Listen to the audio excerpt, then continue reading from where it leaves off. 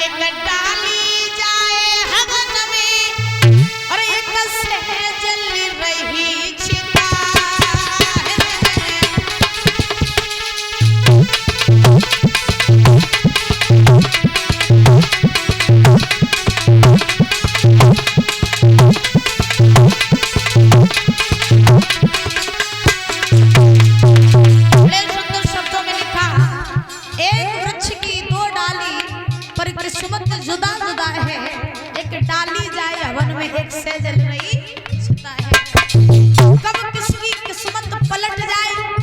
किसी को पता नहीं होता है। एक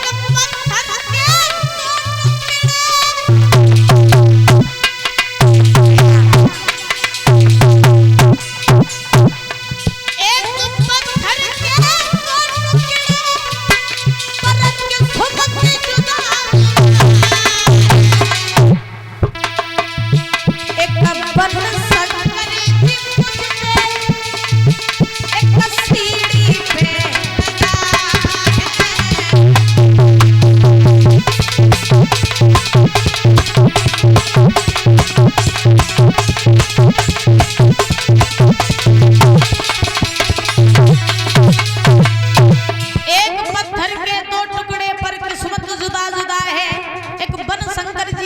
के सीढ़ी में लगाए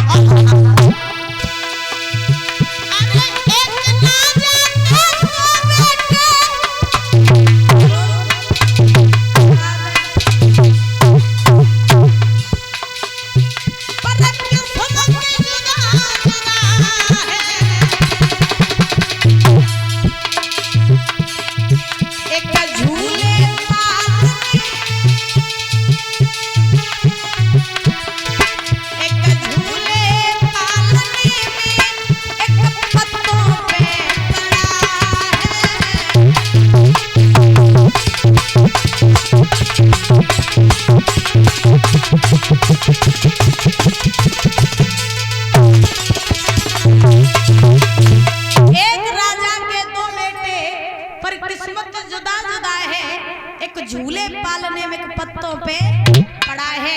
राजा एक ही है, राजा की दो पत्नी है, लेकिन जब दोनों के संतानें हुई तो दोनों संतानों की किस्मत अलग अलग है।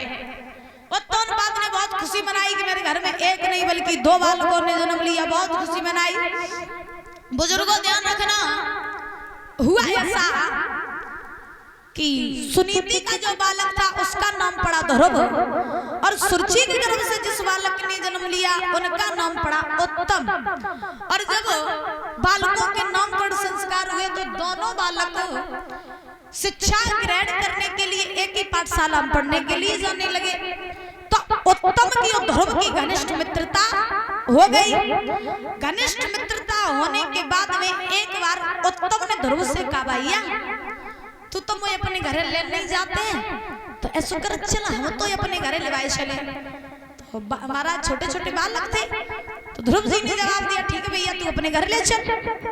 तो उसी समय उत्तम ने ध्रुव का हाथ पकड़ लिया और हाथ पकड़ करके महाराज जहाँ उत्तोनपाद की सभा लगी थी वहीं ध्रुव को ले जा करके खड़ा कर दिया। जब ध्रुव जी महाराज उस सभा में पहुंचे तो पहुंचने के बाद में दादा उत्तोनपाद ने ध्रुव को देखा तो उत्तोनपाद से राह नहीं गया, तुरंत महाराज राजगद्दी से नीचे उतर के आए और राजगद्दी से आई के अपने पुत्र ध्रुव को अपनी महाराज गोद में बिठा करके आज सिंहासन पे बैठ गए। जब ध्रुव को अपनी गोद में बैठाला है सिंहासन पे, उत्तम जमीन पे खड़े, उत्तोनपाद अपने बड़े पुत्र यानी ध्रुव का लाड कर रहे, प्यार कर रहे। सभा में बैठे रहे चुगला, सुबह पर नहीं रहो। अच्छा चुगलों का काम क्या होता है? चुगलों का काम ऐसा होता है कि जहाँ घर में अच्छे खासे सब घर परिवार वाले रात हो गए, अच्छी तरह खाते पिए तो होवे तो चुगलन को नहीं देखो जात उन पे, तो उन पे जब देखो नहीं जात तो अच्छे खासे घर में जाके आग लगाए दे। हाँ, और चुगलन की बात में अगर भरोसा करियो तो तुम्हारा घर बर्बाद हो जाइए। तो चुगल घोर नहीं जाएगा, सुरुचि से कही कि सुनो महारानी तुम रही हो, आराम कर रही हो, ऐसे कर रही हो, लेकिन तुम्हें नहीं पता तुम्हारी सौत को लड़का, सौत को लड़का सभा बीच में आओ। महाराज जो है सौत के लड़का को गोद में बैठा ले, तुम्हारा लड़का जमीन में खड़ो। सुजोधनी बचन के तुम्हारा लड़का जमीन पे खड़ो तो सुरची से नहीं रहा गया, दौड़ के गई सुरची, देखा कि ध्रुव वैसे भी उत्तनवाद की सभा में बैठे। सुरची ने ध्रुव का हाथ पकड़ा, हाथ पकड़ करके जमीन पर पटक दिया, एक तमाचा दिया, जवाब दिया, दुष्ट नालायक पापी, इस सभा में तू राज लेने के लिए आया है, राजगद्दी लेने के लिए आया है? अगर तुझे इस गद्दी पर बैठने का इतना ही शौक है तो तू मेरे गर्भ से जन्म लेकर के आता, मेरी सौत के गर्भ से जन्म लेकर क्यों आया? सो ध्रुव जी रोने लगे। जब ध्रुव जी रोए तो वहां तो ध्रुव ने अपनी मौसी से कछु नहीं कही। सो रोए के ध्रुव अपनी मैया सुनीति के पास में आए। और जब मैया सुनीति के पास में आए तो मैया ने जब अपने पुत्र की आंखों में आंसू देखे तो आंखों में आंसू देख करके आज महाराज सुनीति ने जवाब दिया, लाला तो किन्ने मारा, किसकी इतनी हिम्मत हो गई जो तुझे मारा? मैंने आज से पहले कभी तेरी आंखों में आंसू नहीं देखे लाल मेरे, बता तो किन्ने मारा? तो ध्रुव जी ने रो करके जवाब दिया, मैया तुम जानना चाह रही हो ना मुझे किसने मारा? सुनो माँ, क्या रोए रोए कहा था ध्रुव महाराज, ओ मैया मौसी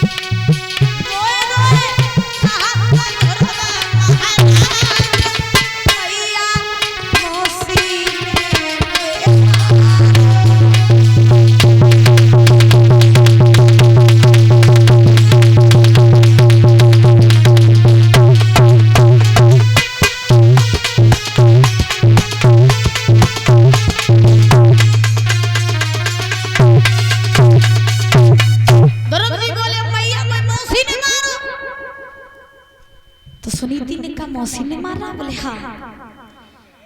तो ध्रुव जी बोले मैया मोय कष्ट जब बात को नहीं है कि मौसी ने मोय मारो, मोय कष्ट केवल एक ही बात को है कि जब मौसी मोय मार रही थी ना तो मेरे बाप सब कुछ बैठ के देख रहे हो तुम।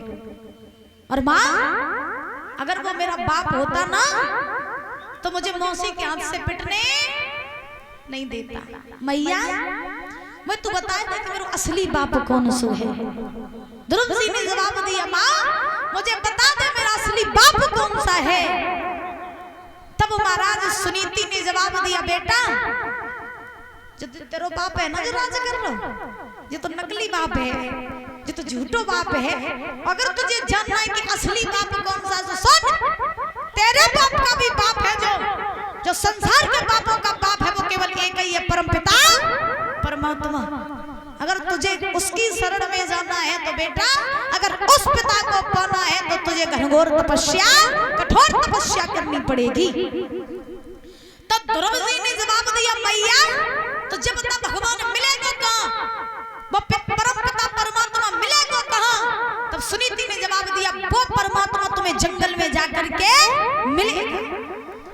तो ध्रुव जी ने कहा, मैया तू आज सच्चा जानिए कि तेरा बेटा वो पिता को पाए के घर वापस आएगा।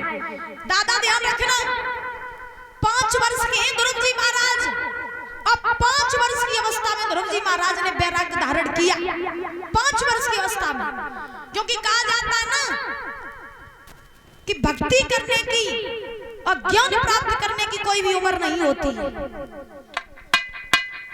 कल भी मैंने बताया था कि बच्चों को बनाने वाले भी माँ बाप होते हैं, बच्चों को बिगाड़ने वाले भी माँ बाप होते हैं। अगर सुनीति ध्रुव जी को अच्छी शिक्षा न देती तो कभी भी ध्रुव जी महाराज भगवान को प्राप्त करके ना आ पाते, इतना हम जरूर जानते हैं। तो आज दादा ध्यान रखना, ध्रुव जी ने जवाब दिया, मैया तू जजने के तेरा बेटा भगवान को पाए के ही घर वापस आएगी। तो मैया सुनीति ने भी अपने बेटा को घर से विदा किया। और जब ध्रुव जी महाराज को घर से विदा किया और जब ध्रुव जी महाराज जंगल के लिए चले तो उत्तानपाद को पता चला कि ध्रुव जंगल में अकेला जा रहा है। तो उत्तानपाद ने ध्रुव से कहा, बेटा ध्रुव, जंगल में तुम अकेले ना जाओ, जाओ हम तुम्हें ये वचन देते कि हम तुम्हें अपना आधा शासन देने के लिए तैयार हैं। ध्रुव जी ने जवाब दिया, बाबा अपना शासन अपने ही पास रखो, हमें तो भगवान ही चाहिए। तो ध्रुव जी महाराज चलने लगे, संतों जैसे वस्त्रों को धारण किया और संतों जैसे वस्त्रों को धारण करके आज ध्रुव जी महाराज जंगल में जा रहे हैं। जब जंगल के लिए जा रहे हैं ध्रुव जी महाराज तो चलते जा रहे, जिस रास्ते से ध्रुव जा रहे हैं उस रास्ते की स्त्रियां लड़कियां ध्रुव को देख करके मोहित हो रही हैं, कह रही है, देख बहना कितना छोटो लला है। और हमें जब लगता कि जो अनाथ वो घूम रहो तो कि मैया नहीं रहे और का बोली